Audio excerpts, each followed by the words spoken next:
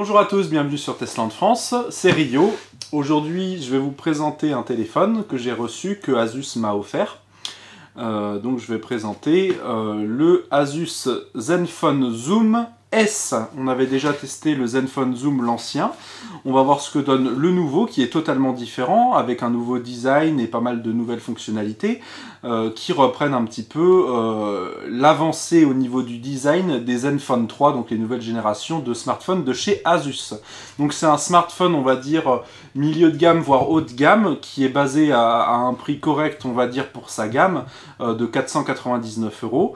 On va voir ce qu'il nous propose à ce tarif-là. On va déballer. Donc nous, on a eu une grosse boîte que vous n'aurez pas forcément lors de l'achat, avec pas mal de choses, et on va voir justement ce téléphone, ce qu'il nous propose. Alors, donc ici, on a une boîte complète. On a une petite boîte ici, je vais vous expliquer après à quoi elle sert, et on a la boîte justement du téléphone que nous allons prendre, et on va voir directement ce qu'il y a d'abord dans cette boîte avant de passer au reste. Donc, là, c'est la boîte que vous allez recevoir quand vous achetez ce Zenfone Zoom S. Je vais y arriver. Donc Zoom, on pensera bien donc que c'est au niveau de l'appareil photo et on verra ce que ça donne. Donc, on va ouvrir la boîte. Donc, on peut regarder aussi l'arrière. C'est le ZE553KL. Donc, c'est la version, c'est le 552, je crois, les Zenfone 3. Et ça, c'est un ZE553KL, donc un smartphone avec un écran de 5,5 pouces, comme la plupart des écrans de téléphone maintenant. Donc nous avons le téléphone qui est protégé ici, que j'avais re-rangé pour la vidéo. Nous avons à l'intérieur un chargeur rapide de chez Asus, donc en Quick Charge, qui va nous permettre de recharger rapidement, à pas mal de pourcentage, le téléphone. Et ça, franchement, c'est très pratique. Moi qui ai un iPhone, ça fait toujours plaisir de passer sur des téléphones avec des recharges rapides. Voilà, nous avons des écouteurs, donc je les ai pas déballés parce que ce sont les mêmes que dans le Zenfone 3 que j'avais déjà testé. Le son est très correct, après il faut aimer les intra-auriculaires avec l'effet ventouse. Ça moi j'aime pas trop, mais c'est chacun son truc. En tous les cas ils sont de bonne qualité, surtout pour des écouteurs qui sont intégrés lors de l'achat. Et nous avons un câble qui, bien sûr celui-là j'ai utilisé heureusement, un câble USB vers USB type C, donc ça devient de la norme, l'USB 3.1. Qui nous permet du coup de recharger et plus rapidement le téléphone, surtout d'avoir une prise qui va être plus solide et qu'on va pouvoir brancher dans les deux sens comme les iPhones. Et ça c'est vraiment très pratique de ne pas regarder dans notre téléphone et bien brancher dans le bon sens. Ça c'est vraiment super. C'est à peu près tout ce que l'on a à l'intérieur. Il y a en plus des petits 3 tailles de coussinets de ventouse pour les écouteurs. Et nous avons aussi à l'intérieur au-dessus le petit... Hop, je vais l'enlever. Le petit picot qui sert à enlever le tiroir de la carte SIM et de la micro SD. On va le voir juste après. C'est vraiment pas mal ce qu'il y a sur ce téléphone à ce niveau-là. Bon, il y a quelques petits manuels, ça on s'en fout, personne ne les lit. Je ne vais pas vous inciter à les lire, je mentirais. Et on a, et ça c'est vraiment bien, une coque de protection qui est hyper simple, mais qui est fournie avec. Et ça, c'est génial. Même si c'est pas forcément une coque que vous allez utiliser plus tard pour le téléphone si vous voulez changer, au moins, dès que vous recevez le téléphone, vous pouvez déjà le protéger en attendant d'en recevoir une autre, ou alors le garder. Hein. Moi, j'utilise cette coque-là depuis un mois, depuis que je teste le téléphone.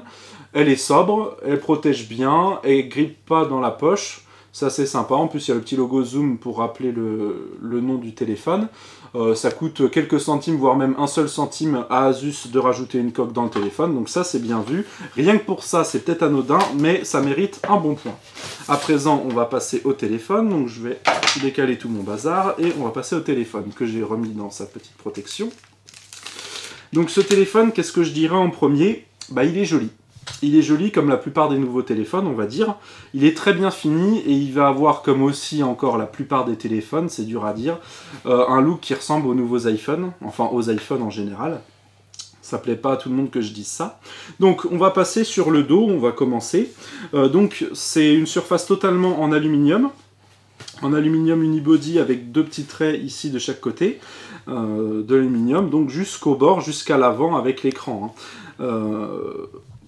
Un design très soigné. Alors qu'est-ce que nous avons à l'arrière? Nous avons le logo Asus en dessous, la petite étiquette qu'on pourra enlever parce que c'est pas très joli, moi je préfère la garder, comme ça il est tout neuf, il est tout joli.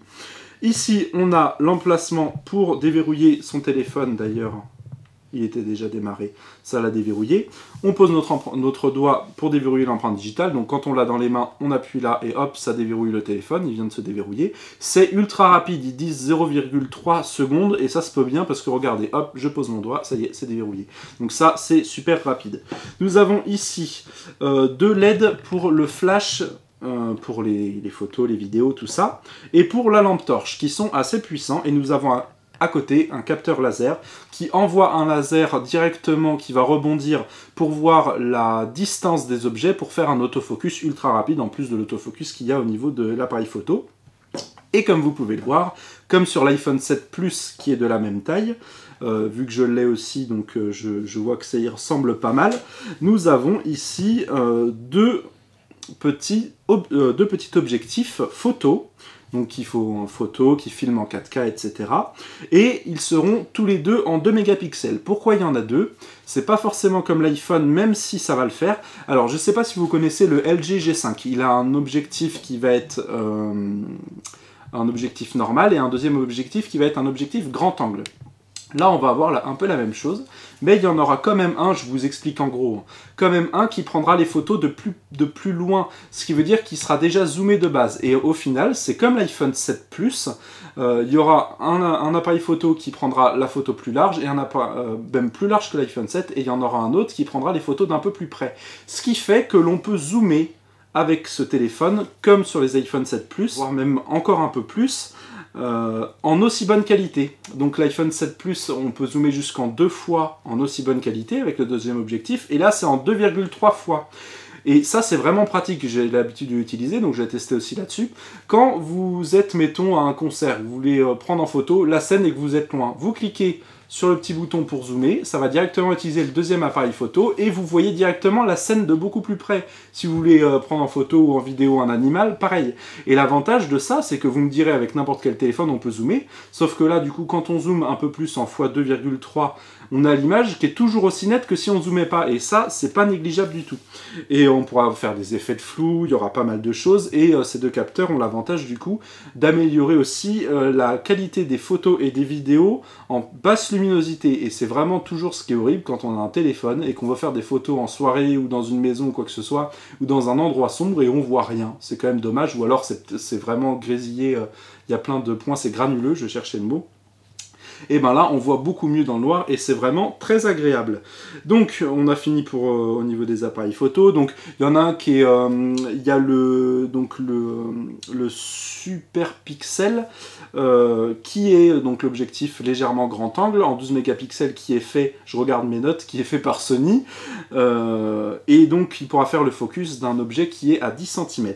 Et on aura aussi donc l'autre objectif de 12 mégapixels aussi, qui sera du coup, qui prendra les photos de plus loin, ce qui fait que si on veut faire un focus, ce sera plus à 24 cm minimum pour faire un focus sur un objet ou quelqu'un. Et là, qui aura une focale beaucoup plus grande, de 59 mm comparé au 25 mm, bon ça c'est plus précis, et celui-là, il est fait par Samsung, cet objectif-là. Voilà pour le dos, on va passer au-dessus, là il y a un petit trou, c'est un microphone, donc il y en aura un autre en dessous. Le fait d'avoir deux microphones, c'est que quand on filme en stéréo. C'est tout bête, mais heureusement que c'est là.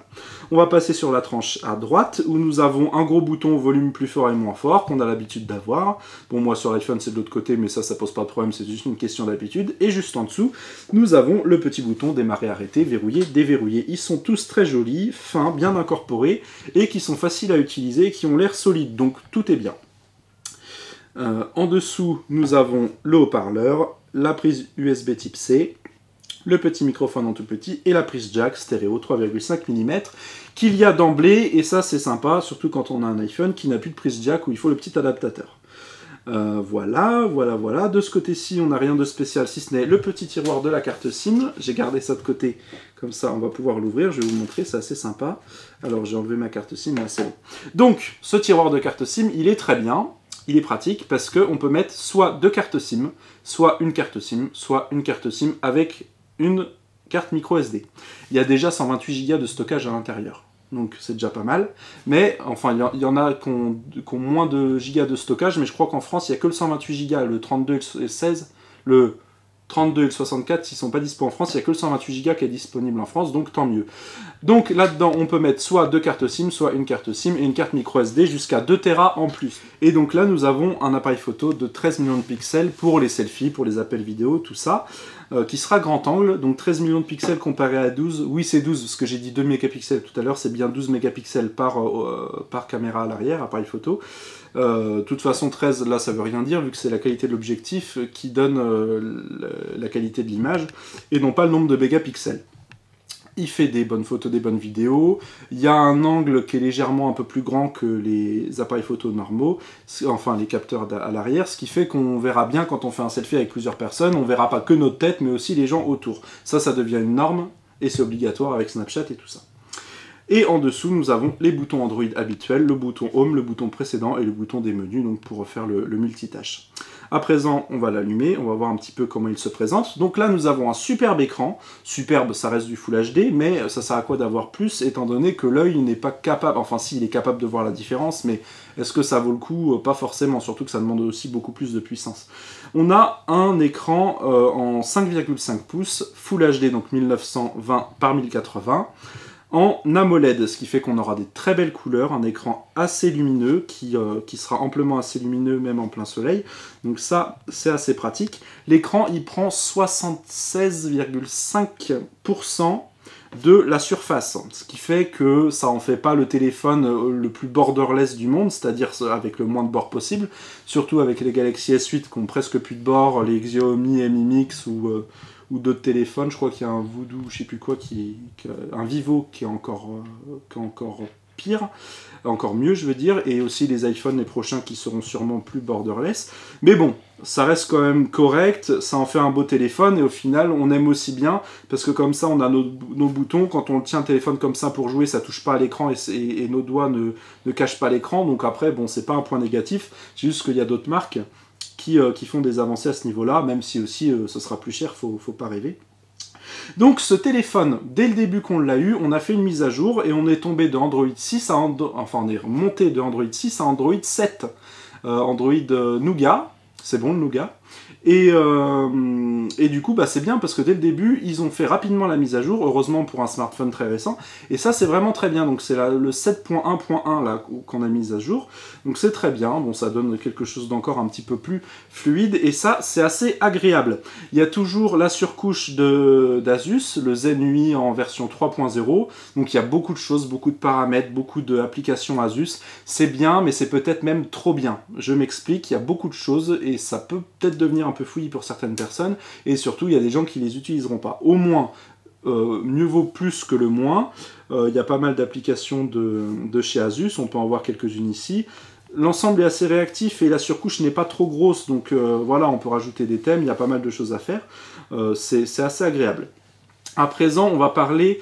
alors déjà, son poids, il fait 170 grammes, c'est tout à fait correct compte tenu de la qualité des matériaux et de la taille du téléphone.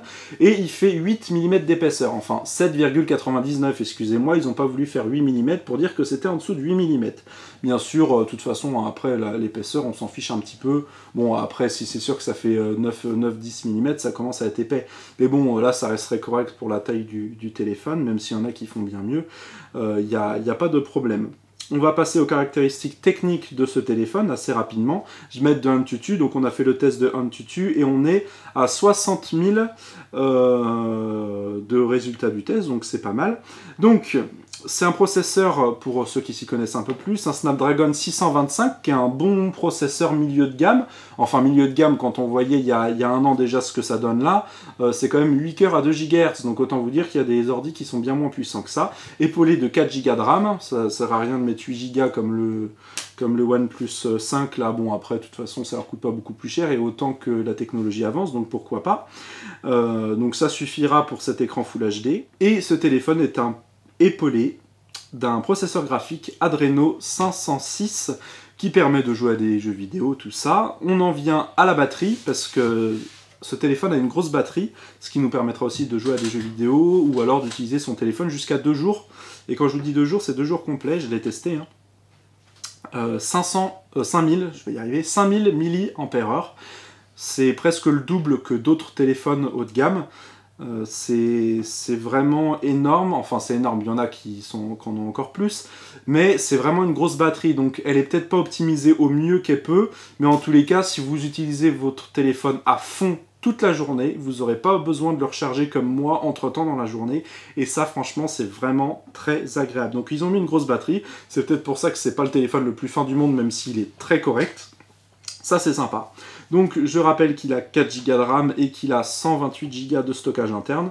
Il y a 105 Go qui restent de disponibles, donc là ça devrait être pas mal. Donc j'ai bien dit processeur 8 cœurs en 64 bits. Donc après les fréquences ça va de 650 MHz à 2 GHz. Voilà, donc nous avons la Wi-Fi, le Bluetooth 4.1, la 3G, la 4G, LTE.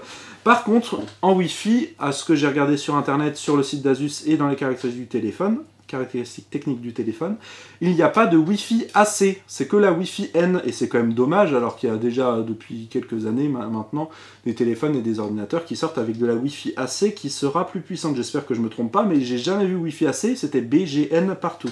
Donc on s'arrête à la Wi-Fi N, bon c'est quand même déjà assez rapide, mais c'est dommage qu'il n'y ait pas cette technologie à l'intérieur. Donc voilà une vidéo en Full HD du coup sur l'écran. On va mettre le volume au maximum pendant quelques secondes pour vous montrer ce que ça donne.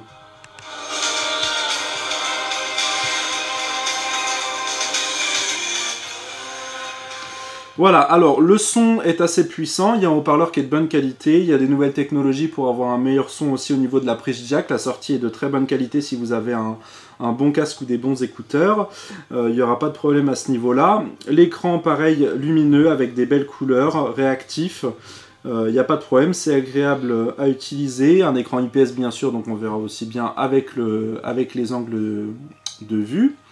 Voilà, j'en profite pour dire que ce téléphone est disponible en 3 couleurs, en noir, enfin c'est des noms plus design que ça on va dire, mais moi je vous donne les termes bien français qu'on va comprendre. Il existe en noir, en argent, en gris sidéral comme sur les iPhones si vous voulez, c'est pas bien de dire ça mais je le dis, et en rose aussi, pareil tout en aluminium à chaque fois, donc ça reprend au final les couleurs qu'Apple propose un petit peu, hein, presque toutes les couleurs qu'Apple propose, à part l'or qui existe aussi sur d'autres téléphones de chez Asus. Donc là vous voyez je suis en train de jouer à un jeu de moto et ben, je me retrouve avec un scooter, donc on fait avec. Bon, le jeu il fonctionne bien, on a testé d'autres jeux en 3D, il n'y a aucun problème, hein. Les processeurs graphiques sont amplement assez puissants, voilà. Bon, c'était juste un petit clin d'œil pour les jeux. On va conclure du coup, avant de conclure d'ailleurs, je vais vous montrer la fameuse petite boîte qu'on a eue dans notre grosse boîte là, pour vous montrer un petit peu ce que c'est pour faire des photos en très basse luminosité justement. Donc on va tester ça et après on va conclure. Bon, j'ai oublié de vous parler de cette boîte. Alors à quoi ça sert?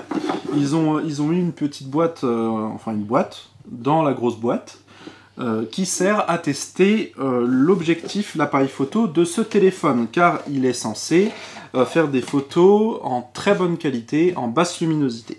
Et là on peut voir, mettons que nous avons un petit papillon au fond de cette boîte. Donc cette boîte, elle est trouée, légèrement trouée, avec plein de petits trous justement, avec du papier, un peu du papier calque qui va laisser passer légèrement la lumière grâce à ces trous là, et qui va homogénéifier, je sais pas si ça se dit, la lumière à l'intérieur. Ce qui fait qu'il y aura très peu de lumière à l'intérieur, mais vraiment très très peu. Quand on regarde, c'est vraiment noir à l'intérieur. Et donc, le but, c'est de mettre l'objectif de l'appareil photo de ce téléphone dans ce trou. Donc on fait comme ça. Et là, on peut voir qu'il va donc détecter ce qu'il y a à l'intérieur. Je prends une photo. Et là, ça a détecté directement. Et quand on regarde la photo, on peut voir qu'il a réussi à bien prendre le papillon en photo à l'intérieur. Et ça fonctionne assez bien. Je vais vous remettre la photo originale de l'intérieur et je vais aussi vous mettre la photo que j'ai fait avec mon iPhone 7 Plus avec aussi les deux objectifs en photo à l'intérieur. Et vous verrez la différence qu'il y a quand même... il y a quand même une différence de luminosité où on voit quand même plus clair avec cet appareil photo là qu'avec celui de l'iPhone en basse luminosité à l'intérieur. Bon, c'est un exemple qui est fait exprès pour qu'Asus nous a donné, donc voilà. On a fait aussi quelques photos avec les deux téléphones que je vais vous mettre maintenant ici. Vous voyez relier la photo faite avec l'iPhone et la photo faite avec ce Asus Zenfone Zoom S en basse luminosité comme en luminosité normale. D'ailleurs, on fait une petite comparaison en photo, vu qu'il le compare à l'iPhone 7, même dans les caractéristiques que nous avons eues. Voilà, donc à présent, on va conclure sur les différents points positifs et négatifs de ce téléphone. Donc, c'est parti, je rappelle qu'il coûte 499 €, même s'il baissera peut-être un peu de prix dans quelques mois, comme d'habitude pour tous les téléphones. En premier, en point positif, donc déjà un design sobre et premium, c'est ce que je dis à chaque fois sur les nouveaux Asus, là ça le refait comme d'habitude, même s'il y a quand même une ressemblance à l'iPhone. Après il y a beaucoup de téléphones qui deviennent assez premium, même pour des prix moins élevés, donc de l'aluminium, du verre, voilà, des objectifs assez jolis, donc tout est découpé au laser ici au niveau du tour de l'empreinte digitale, donc ça c'est vraiment pas mal. La qualité des photos, que ce soit en vidéo, en 4K, en photo, en basse luminosité, c'est pas aussi exceptionnel que ça, mais c'est quand même vraiment mieux que d'autres téléphones. On peut faire des photos quand on est dans une maison et tout, même en endroit sombre ou même le soir. On voit quand même beaucoup mieux que d'autres téléphones. Donc ça c'est quand même pratique parce que c'est quand même rageux de vouloir faire des photos et qu'on voit rien. Donc on a beau avoir des flashs, mais ça fait pas tout. Voilà, donc au niveau photo, que ce soit des deux côtés, hein. L'écran est de qualité, avec un bel écran AMOLED avec de très belles couleurs. Ça, c'est toujours agréable. C'est un téléphone aussi qui est réactif, avec un bon processeur. C'est pas le plus puissant, mais il est amplement assez puissant pour tout ce que vous aurez à faire normalement. Le stockage aussi, 128 Go de base, pour moins de 500 €, c'est pas mal. Un gros point positif, son autonomie, qui est vraiment très correcte, qui est au-dessus de la moyenne, et ça c'est agréable, c'est vraiment un des points les plus importants sur un téléphone. Bien sûr, il y a la recharge rapide, mais ça c'est comme tous les nouveaux téléphones, on va pas en parler. Et il est dual SIM, on peut mettre 2 cartes SIM, pour les pros ça peut être pratique, et autrement on peut mettre une carte micro SD à la place du deuxième emplacement de carte SIM. Ça c'est bien aussi.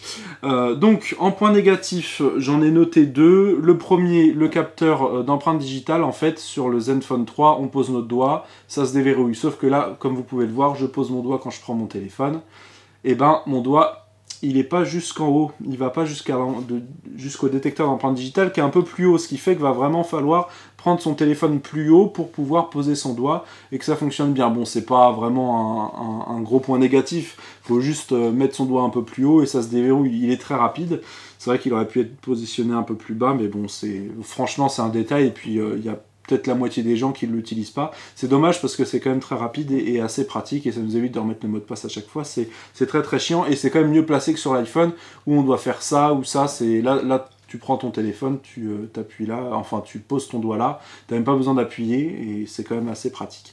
Mais bon, c'est dommage qu'il soit aussi haut. Et un autre point négatif, ça ce sera... la plupart des gens vont s'en fiche, voilà, pour être correct. Il n'y a pas de Wi-Fi AC, il y a la Wi-Fi N maximum, donc on va être bloqué au niveau de ce débit-là, mais bon, pour la différence, après, si vous n'êtes pas déjà, si vous n'avez pas la fibre, vous ne verrez pas la différence. Et puis maintenant, avec les forfaits, avec le nombre de gigas qu'il y a, tout le monde est en 4G. Donc voilà, mais bon, c'est quand même un peu dommage qu'il n'y ait pas la Wi-Fi AC qui est sortie déjà depuis un certain temps sur ce type de téléphone-là. En gros, j'ai donné ces points négatifs-là qui ne sont pas très important, parce qu'en fait ce téléphone il fait tout bien. En fait il excelle pas partout, enfin il excelle pas en tout, mais tout ce qu'il fait et tout ce que doit faire un téléphone, il le fait très bien. Donc au final on peut pas dire de méchanceté. Bon, c'est sûr qu'on le paye quand même, 499 € ça commence à faire pour un téléphone, même s'il y en a avec les mêmes caractéristiques techniques qui sont presque au double du prix. Mais il fait tout très bien ce téléphone, il fait des belles photos en basse luminosité, il a une très bonne batterie, donc on peut que vous le recommander. Après, mettons que je disais le OnePlus, enfin la 5e génération, le OnePlus 5, je crois que je fais une grosse erreur, mais vous m'aurez compris. Il est au même prix, il a un processeur beaucoup plus puissant, c'est un Snapdragon 825, mais bon, après, voilà, après on peut ne plus s'arrêter. C'est un beau téléphone, il y a de la concurrence, ça c'est sûr, donc ça fait parmi des téléphones que vous pourrez choisir. Voilà, ça reste quand même un rapport qualité-prix correct parce qu'il n'a pas de gros défauts en soi. Donc on peut pas en dire du mal, voilà. Bon, il y a des téléphones qui font des choses aussi bien à moins cher, peut-être pas avec un aussi bon design, une aussi bonne autonomie au final. Donc voilà, dispo en noir, en argent, en or à 499 €. Si vous avez aimé cette vidéo, vous pouvez mettre un petit like sur notre chaîne YouTube, vous abonner sur notre chaîne YouTube, me suivre sur Facebook, Rio Testland France, et je vous dis à bientôt pour de prochains tests sur Testland France.